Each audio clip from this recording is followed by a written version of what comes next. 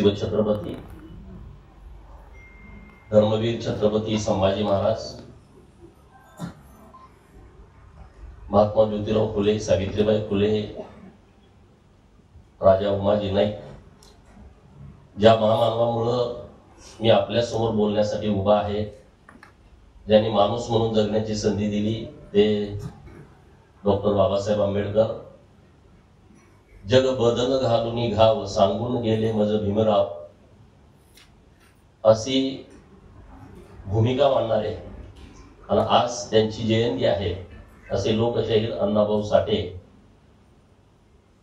आणि ज्यांच्या नावानं हे विद्यापीठ आहे, अखंड भारतामध्ये त्यांचं राज्य जरी माळवा प्रांतात असलं तरी संपूर्ण देशभरामध्ये समाज परिवर्तनासाठी, धर्माच्या रक्षणासाठी, मंदिराच्या जीर्णोद्धारांसाठी आणि समाजामध्ये जे जे लोकांच्या हिताचं आहे ते करण्याचं धारिष्ट ज्यांनी ज्या काळामध्ये दाखवलं, त्या पुण्यश्लोक अहिल्यादेवी होळकर या सर्वांना मी सर्वप्रथम विनम्र अभिवादन करतो, कोटी कोटी प्रणाम करतो. आज 2004 साली स्थापन झालेल्या सोलापूर विद्यापीठ सोलापूर आणि 2019च्या फेब्रुवारी मार्च मध्ये ज्याचं नामकरण पुण्यश्लोक अहिल्यादेवी होळकर सोलापूर विद्यापीठ असं झालं, या विद्यापीठाच्या 21व्या वर्धापन दिनाच्या निमित्तानं जो आज देखना कार्यक्रम आयोजित केलेला आहे, या कार्यक्रमासाठी उपस्थित या विद्यापीठाचे कुलगुरू माननीय प्रकाश मानवर साहेब, प्राध्यापक माननीय अनिल सहस्त्रबुद्धे साहेब, प्राध्यापक डॉक्टर हेमलता बागला मॅडम, डॉक्टर लक्ष्मीकांत दामा, कुलसचिव अतुल लकडे, आणि ज्यांना जीवन गौरव पुरस्काराने सन्मानित केलं त्या मंगलताई शहा, अनेक मान्यवर इथे उपस्थित आहेत, अनेक पुरस्कारार्थी ज्यांना वेगवेगळ्या सन्मानाने सन्मानित केलं असे सर्वजण इथे उपस्थित आहेत, पत्रकार मित्र इथे उपस्थित आहेत. मी या वर्धापन दिनाच्या निमित्तानं पुण्यश्लोक अहिल्यादेवी होळकर सोलापूर विद्यापीठाला मनापासून खूप खूप शुभेच्छा देईन. सत्तेचं विकेंद्रीकरण केल्याशिवाय छोट्या छोट्या समाजाला न्याय मिळत नाही आणि संस्थांचं विकेंद्रीकरण केल्याशिवाय गाव खेड्यापर्यंत त्या त्या संस्थांचे जे काही हेतू आहेत ते पोहोचू शकत नाही. आणि म्हणून विद्यापीठ झाली पाहिजेत, ती टिकली पाहिजेत. विद्यापीठाच्या माध्यमातून समाज परिवर्तन होण्याच्या दृष्टिकोनातून वेगवेगळे प्रयोग राबवले गेले पाहिजेत. आणि म्हणून पुण्यश्लोक अहिल्यादेवी होळकर सोलापूर विद्यापीठ जे गेल्या 21 वर्षामध्ये अत्यंत चांगल्या पद्धतीनं सर्व इथं काम करणारे प्राध्यापक असतील, बाकीचे त्यांचे सगळे सहकारी असतील, विद्यापीठाचे सर्व पदाधिकारी असतील, यांच्या माध्यमातून खूप चांगल्या पद्धतीनं काम होत आहे. पुण्यश्लोक अहिल्यादेवी होळकरांच्या जयंतीचं हे 300वे वर्ष आहे, त्रिशताब्दी वर्ष आहे. आणि अखंड देशभर अहिल्यादेवींची जयंती वेगवेगळ्या उपक्रमातून साजरी होते. अनेक लोक पुस्तकं लिहित आहेत, त्यांचा इतिहास समोर आणण्याचा प्रयत्न करतायत. अनेक लोकांनी अहिल्यादेवींच्या इतिहासावरती वेगवेगळे नाट्यप्रयोग केलेले आहेत, कोणी गाणी तयार करत आहे, असे वेगवेगळ्या माध्यमातून लोकांच्या समोर येण्याचा प्रयत्न होतोय. पण मला वाटतंय की अहिल्यादेवींच्या विचाराला प्रतिकात्मक स्वरूपात जर बघायचं असेल तर या भारतातल्या, या महाराष्ट्रातल्या लोकांनी पुण्यश्लोक अहिल्यादेवी होळकर सोलापूर विद्यापीठामध्ये येण्याची आवश्यकता आहे. बऱ्याच लोकांच्या मनामध्ये प्रश्न निर्माण होईल की अरे अहिल्यादेवींनी मंदिरं बांधली, घाट बांधले, अहिल्यादेवींनी मंदिरांचा जीर्णोद्धार केला, धर्मशाळा बांधल्या, मग आता अहिल्यादेवीचा आणि विद्यापीठाचा संबंध काय आला? अहिल्यादेवींनी काय विद्यापीठ स्थापन केलं होतं का? अहिल्यादेवींनी विद्यापीठ स्थापन केलं नाही, परंतु विद्यापीठात शिकवले जाणारे जे विषय आहेत त्या विषयाशी अनुसरून अहिल्यादेवींनी त्यांचा संपूर्ण आयुष्याचा राज्यकारभार केला. आता उदाहरण अर्थशास्त्र आपण विद्यापीठातून शिकवतो, परंतु अहिल्यादेवींनी महेश्वर नावाचं जे गाव स्थापन केलं, आता जे इंदोर आहे त्या इंदोरची सगळी स्थापना ही पुण्यश्लोक अहिल्यादेवी होळकरांनी केलेली आहे. म्हणजे तिथं व्यापाऱ्यांना एका ओसाड माळावरती डेव्हलपमेंट करणं, बाजारपेठ उभी करणं, त्या बाजारपेठेमध्ये भारताच्या विविध कानाकोपऱ्यातून व्यापाऱ्यांना तिथं बोलावणं, त्यांना वेगवेगळ्या सुविधा उपलब्ध करून देणं, महेश्वरी सारखी साडी आजही जगभर प्रसिद्ध आहे, त्या साडीची निर्मिती करणं, म्हणजे त्या एक चांगल्या अर्थशास्त्री होत्या असं माझ्यासारख्या कार्यकर्त्याचं मत आहे. म्हणजे जो विषय आज तुमच्या विद्यापीठात शिकवला जातो तो कृतीतून अहिल्यादेवींनी त्यांच्या राज्यकारभारामध्ये करण्याचा प्रयत्न केला. अहिल्यादेवी एक चांगल्या समाजशास्त्रज्ञ होत्या. समाजामध्ये ज्या चुकीच्या प्रथा होत्या, चुकीच्या रूढी होत्या, चुकीच्या परंपरा होत्या, अडाणीपणा होता, अंधश्रद्धा होत्या, या सगळ्या दूर करण्याच्या दृष्टिकोनातून अहिल्यादेवींनी खूप चांगल्या पद्धतीचे प्रयत्न केले. म्हणजे अहिल्यादेवी चांगल्या समाजशास्त्रज्ञ होत्या. आज हे वास्तुविशारद आर्किटेक्ट आपण शिकवतोय. आज जरी तुम्ही चांदवडला गेला तर चांदवडचा वाडा बघितल्यानंतर आज पण जे आर्किटेक्ट आहेत 300 वर्षानंतरचे, त्यांच्या सुद्धा डोक्याच्या बाहेरचा हा विषय आहे. म्हणजे त्या चांगल्या वास्तुशास्त्रज्ञ होत्या, वास्तुविशारद होत्या. आज त्यांनी जी मंदिरं बांधली, जेजुरीच्या खंडोबाचं मंदिर जे होळकर घराण्याने बांधलंय, आज पण तुम्ही जाऊन बघा. आता तिथं सरकारच्या माध्यमातून डागडुजीचं काम सुरू आहे.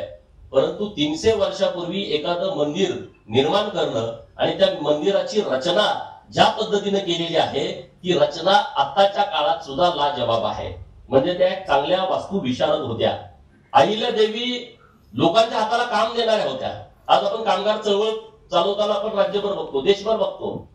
एकदा चोराचा सुळसुळाट झाला त्यांच्या राज्यामध्ये, की जे व्यापार करणारी लोक होती त्या जंगलातून जायची आणि ते सगळे लोक त्यांना लुटायला लागली. ते व्यापारी सगळे अहिल्यादेवींच्याकडे आले, म्हणजे आता आम्हाला व्यापार करणं शक्य नाही, की आता हे सगळे आमच्या सगळ्या जाणाऱ्या येणाऱ्या व्यापाऱ्यांची लूट व्हायला लागली आहे, दरोडे पडायला लागले, तुम्ही याच्यावरती काहीतरी मार्ग काढा. अहिल्यादेवी इतक्या कल्पक होत्या. त्यांनी त्या सगळ्या लोकांचा बंदोबस्त करण्यासाठी त्यांनी त्यांची मुलगी मुक्ता, जो कुणी या चोरांचा बंदोबस्त करेल त्याच्याबरोबर मी माझ्या मुलीचं लग्न लावून देईन, एक महाराणी बोलतेय. आज मी तुमच्याशी बोलत असताना सुद्धा अनेक ठिकाणी अशी जर लग्न झाली इंटरकास्ट तर त्याला मारून टाकलं जातं. मागच्या 15-20 दिवसात, महिन्यापूर्वी घटना महाराष्ट्रामध्ये घडली. परंतु एक साम्राज्ञी राणी स्वतः म्हणतायत की जर चोराचा बंदोबस्त कोण करेल, त्याला माहित नाही कोण करेल, तो कुठल्या जातीचा असेल, तो कुठल्या पंथाचा असेल, तो कुठल्या धर्माचा असेल. यशवंतराव फणसे नावाच्या एका तरुणानं हे सगळं आव्हान स्वीकारलं. त्या सगळ्या चोरांना समोर आणून उभा केलं. लोकांना वाटलं की आता अहिल्यादेवी या चोरांना शिक्षा देतील. परंतु अहिल्यादेवींनी त्यांना विचारलं की तुम्ही कशासाठी असं करताय, तर ते म्हटलं की आमचं काम नाही हाताला, आम्ही काय करणार. अहिल्यादेवींनी त्यांच्यावरती जबाबदारी टाकली की तुम्ही या व्यापाऱ्यांचं संरक्षण करायचं, या जंगलातून त्यांना ने-आण करायची आणि त्याच्यासाठी आम्ही तुम्हाला पगार देणार आणि त्यांच्या व्यापाऱ्यावरती टॅक्स बसवला. म्हणजे अहिल्यादेवी जे कामगारांच्यासाठी आता धोरण राबवलं जातं, आता काम केलं जातंय, त्यांना तुरुंगात टाकलं असतं दुसऱ्या राजांनी, त्यांनी त्यांच्यावरती जबाबदारी दिली की तुम्ही हे काम केलं पाहिजे. अहिल्यादेवी चांगल्या राज्यशास्त्रज्ञ होत्या. ज्या काळामध्ये महिलांना चूल आणि मूल घराबाहेर येण्याची कोणतीही व्यवस्था नव्हती, अशा काळामध्ये अहिल्यादेवी एक कुशल प्रशासक म्हणून जगाच्या समोर आल्या. इतक्या कुशल प्रशासक महिला म्हणून राज्यकर्त्या अखंड जगाच्या पाठीवरती नाहीत की ज्यांनी 28 वर्ष राज्यकारभार केला. जे राज्यशास्त्र आपण विद्यापीठामध्ये शिकतोय त्या राज्यशास्त्राचं मूळ या पुण्यश्लोक अहिल्यादेवी असतील असं माझं मत आहे. कारण तिथून पुढे सगळ्या जगामध्ये महिलांना काम करण्याची मोठ्या प्रमाणामध्ये संधी मिळाली. असे अनेक विषय अहिल्यादेवींच्या बाबतीत सांगण्यासारखे आहेत. आता मी जेव्हा माझ्या झरे गावातून सोलापूरला आलो तर वाटेमध्ये पंढरपूरला येताना 2 विहिरी लागतात. आता अहिल्यादेवींचं राजधानी कुठं, महेश्वरला, आणि इकडं म्हणजे सगळ्या रोडला आहेत त्या. पण मी येताना एक उदाहरण सांगितलं, पंढरपूरला येताना झरे गावापासून 2 विहिरी लागतात. ते अहिल्यादेवींचं काय राज्यक्षेत्र नव्हतं, तिथली जनता त्यांच्या राज्यातली जनता नव्हती. परंतु पंढरपूरला येणारा भाविक त्याच्या पाण्याची गैरसोय होऊ नये आणि त्या विहिरीची रचना अशी आहे की तळापासून वरपर्यंत त्याला पायऱ्या आहेत. लोक तर पाणी पितील, पण रानावनामध्ये फिरणारी जनावर सुद्धा त्या पायरीवरती जाऊन पाणी पिली पाहिजे याची व्यवस्था अहिल्यादेवीने त्या काळात केली. म्हणजे त्या जलतज्ञ होत्या. म्हणजे पाणी कुठं लागणार, आता सुद्धा आम्ही 10-10 परुस विहीर खोल काढतो, 400, 500, 800, 1000 फूट होलं मारतो, तेव्हा सुद्धा ती होलं फेल जातात. तिथं पाणी लागणार की न लागणार आम्हाला माहित नाही. आता चांदवडमध्ये जी विहीर आहे आता मी तुमच्याशी बोलत असताना अखंड चांदवड शहराचा पाणी पुरवठा त्या विहिरीतून होतो. म्हणजे 300 वर्षापूर्वी काढलेली विहीर, त्या विहिरीला आजही पाणी आहे. प्रचंड दुष्काळाची परिस्थिती जेव्हा 72ला होती, लोक जुनी सांगतात की 72ला जो दुष्काळ पडला असा दुष्काळ परत पडला नाही. 72ला जो दुष्काळ पडला त्या काळामध्ये सुद्धा अहिल्या देवींनी बांधलेल्या ज्या विहिरी आहेत, उदाहरणार्थ शिखर शिंगणापूरची जी विहीर आहे, शिखर शिंगणापूरला तुम्ही जर कधी गेला असेल तर शिखर शिंगणापूरला तिकडून आपण नातेपुत्याकडून आलो तर घाटातून वर यावं लागतं. घाटातून वर आल्याच्या नंतर बरोबर डोंगराच्या मध्यभागी अहिल्या देवीने एक विहीर बांधलेली आहे. त्या विहिरीत सुद्धा 72च्या दुष्काळामध्ये पाणी होतं. म्हणजे अहिल्या देवींसारख्या जलतज्ञ आजपर्यंत कुणी नाहीत असं म्हटलं तर वावगं ठरणार नाही. याचा अर्थ की विद्यापीठात, म्हणजे बरेच विषय सांगता येतील, पण विद्यापीठात आता रसायनशास्त्राची, अरे अहिल्या देवींच्या काळामध्ये तोप गोळ्याचा कारखाना पहिल्यांदा काढला. सुभेदार मल्हारराव होळकरांनी सांगितलं होतं अहिल्या देवीला पत्र पाठवून की आता शत्रू बदलतायत, शत्रू सक्षम होत आहेत आणि त्यांना जर नेस्तनाबूत करायचं असेल तर आपल्याकडे जी लढाई करण्याची शस्त्र आहे त्याच्यामध्ये बदल करण्याची आवश्यकता आहे. आणि अहिल्या देवींच्या वरती त्यांनी जबाबदारी टाकली की तुम्ही तोप गोळ्याचा कारखाना तयार करा. तोप गोळ्याचा कारखाना तयार करण्यासाठी अहिल्या देवींनी जर्मन मधले अधिकारी त्यांच्याकडे नोकरीला ठेवले होते. याचा अर्थ मराठा साम्राज्यामध्ये आधुनिकता यावी, आधुनिक बदल व्हावा, यामध्ये पुण्यश्लोक अहिल्या देवींचं फार मोठं योगदान आहे.